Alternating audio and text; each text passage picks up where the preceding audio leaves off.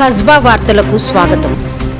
తెలంగాణ రక్షణ సేన పార్టీలోకి న్యాయవాదులు మేధావులతో జోరుగా చేరికలు జరుగుతున్నాయని పటాన్చెరు పారిశ్రామిక ప్రాంతాల న్యాయవాదుల బృందం సభ్యులు తెలిపారు.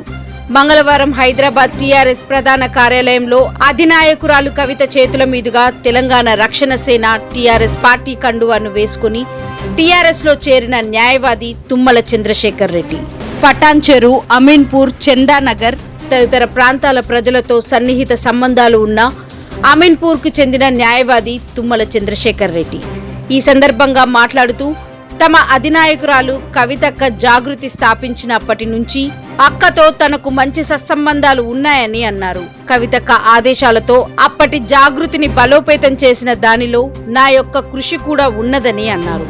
ఈ రోజు న్యాయవాదుల మేధావుల బృందంతో కలిసి తెలంగాణ రక్షణ సేన పార్టీలో చేరామని తెలిపారు.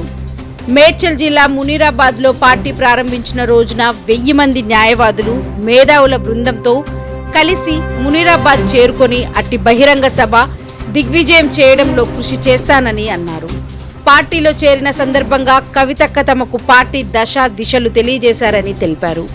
అందరూ కలిసికట్టుగా పార్టీ బలోపేతానికి కృషి చేయాలని తమకు కవితక్క సూచించారని తెలిపారు.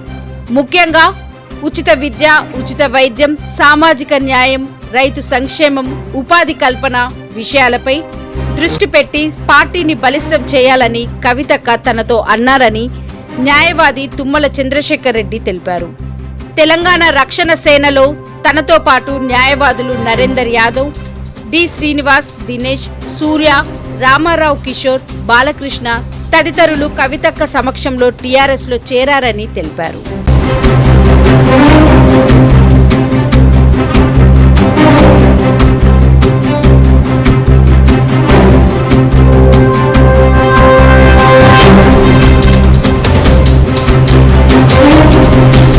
Thank you for watching Kasba news channel. నిరంతర వార్తల కోసం ఛానల్ ని సబ్స్క్రైబ్ చేసుకుని పక్కనే ఉన్న బెల్ ఐకాన్ ని క్లిక్ చేయండి.